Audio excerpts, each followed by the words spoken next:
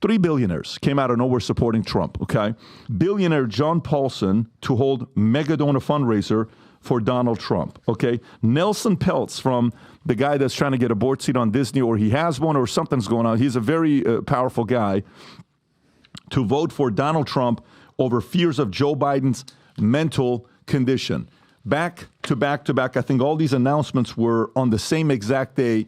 Do you think this is going to be a trend of more people, Tom, coming out publicly supporting Trump against Biden? Absolutely. I think what's happening now is the primaries are over, and the primary is a time where we can come together with a variety of candidates, such as DeSantis, put himself out there, ran a campaign.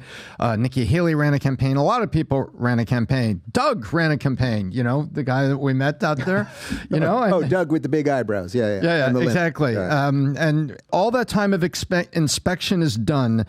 Life is about to get effing serious, and so people are coming out. We're come to the election. We know who the two guys are. No, Trump didn't get held back or use these legal techniques to disqualify him. He wasn't held back. He's still here. That was part of the calculus that was in the Haley camp. Absolutely, it was a little piece of the calculus that was in the DeSantis camp, to be fair, that, hey, he may not even make it there. And so now they're coming out. Bernie Marcus is out. John Paulson's out. Nelson Peltz is out. And they're all out. And I think you're going to see more of this PBD. As the election gets closer, it's getting real. People are looking at what really matters. They're looking at who the real candidates are. And they're voting with their wallets because it's time for them to stand up and take a stand. And guess what? Their attitude, we talked about this earlier. You know what Bernie Marcus, John Paulson, and Nelson Peltz have in common? They're all Jewish. And they're all like, let's go. You guys want to have an attitude? You want Chuck Schumer to go over there and talk about Israel? Guess what? Now the money. You talked about the vote, Dave. Now, guess what? The money's going for Trump. So I don't know. I know Marcus from Home Depot. I don't know this Nelson Peltz guy. But the point on the mental condition, I mean, does anyone at this table believe that Joe Biden is running the country? Do you believe that the ideas that come out of this administration and the final calls, a man who not only fumbles everything he says and can't read a teleprompter and slurs literally every single sentence that he says, and yes, they can pump him up with some stuff and get him to be semi-functional at certain hours of the day. Do you think he's actually the same guy who also often at the end of press conferences says, oh, I'm not supposed to say that, or I'm going to get in trouble if I say that? Does anyone here honestly believe yes, I believe he is the president, meaning his name is on the desk. Yeah. But does anyone actually believe that what is happening with this country is being driven by a cogent Joe Biden? Absolutely not. And I don't think there's I don't even think you can get.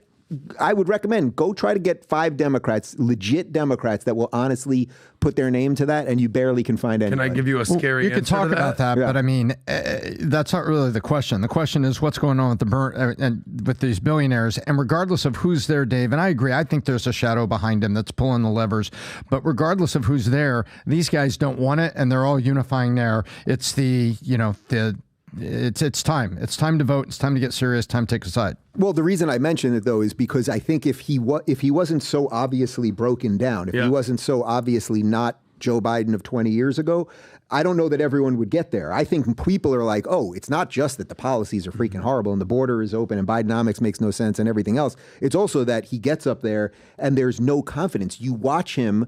I'm sure all of you guys have had relatives with dementia. My grandmother had it, and when I was doing stand-up in New York, my days were a little free because I was working at night. So I would take her to the elder care doctors and the geriatric doctors. His behavior is exactly the same. And you know that thing when they start talking and you're just waiting for them to get to the end of the sentence, and you're just praying that they get there because you don't want to have to, oh, grandma, you lost it, or blah, blah, blah. It's like we're all doing that with this guy and pretending that we're not doing it. And the media is running cover. You saw that Chuck Scarborough clip where he said he's sharper than ever. Yeah. It's like, what do they have on you, dude? Yeah. What do they have on you? And they're chanting 4 more years. Yeah. 4 more. I'll give you something even scarier, because I think there's a lot of people out there that would agree with you that are basically saying there's no way he's running this country. That's crazy. He's probably got a team of handlers.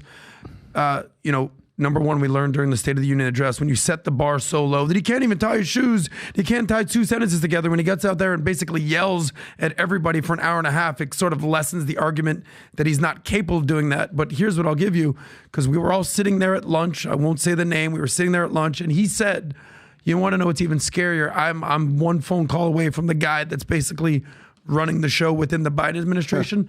The scariest thing is that it's actually him making the decision. So you would think otherwise. There's other people making decisions. He basically made this a very credible source here. You were there. Basically said, no. It's actually him making the decisions. That might be even scarier. That actually is even scarier. But this thing where he gets to the end of these press conferences and he says, "Oh, if I say that, I'm in trouble." They told me no. Pat, your name's all over this place. You're in charge of this operation.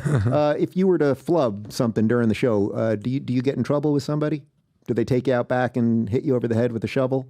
Or are you actually in charge of this place? I mean, you can see the big teleprompter in front of me in the big font. I have to read that. Yeah. They don't type that up there. I don't. Exactly. I have to follow we have the to give you rules. names of the Irish people that to remember the names, remember to thank people. He's my English tutor on this side. Yeah. Amid these certain problems. For years I've been working on this. And Dave, going off what you said, the fact that, and I'm 100% agree with you, no doubt, when he says the they and the them and I can't and they, and that's why I think they all had to go after Trump, because that Trump didn't need did Trump ever go, "Hey guys, I got to get off the stage for 2 hours because they told me I got to get off"? Right. Never. It's him. Look, how many of you have had dogs that have passed away while you've had the dog, right? Most people have been through that. At the end, you can do an awful lot of stuff to keep that animal alive. Yeah. And you can drug them with all sorts of stuff. And we did that with my dog, who was 16 years old. And basically they said to us, the vet said, you can give her these medications, but basically it'll extend it a little bit. And then at some point, her insides are just going to explode. Like the organs will literally. And it seems to me they are juicing him to get him out there and be functional. And they are just praying it gets to November 5th. They are just praying because they have contingency plans, obviously, right? I mean, they're not running Kamala, obviously. The Gavin thing, you may say the whole DeSantis thing was a disaster, but if DeSantis did one good thing in the entire campaign, he basically destroyed Gavin Newsom. We don't hear about Gavin anymore because that debate was so absolutely a win for DeSantis. But that there are plans for, he could break a hip while we are doing this show right now. Most people fall down the stairs. He seems to fall upstairs. Like that could happen right now. Anything could happen. We're using the pronouns things, they, them, they, them. If they and them actually had that much control, he wouldn't be running again.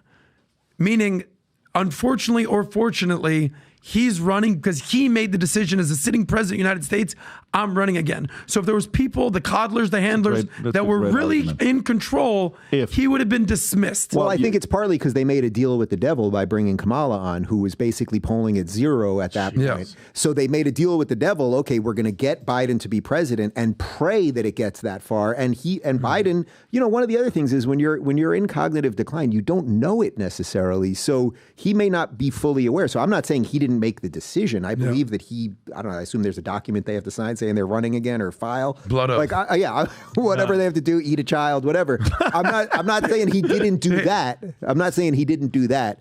But the idea that he's the driving force behind the ideas of the administration. And I think in many ways, he's a perfect avatar for what America has become. We're confused. We don't know what we are. We don't stand for anything.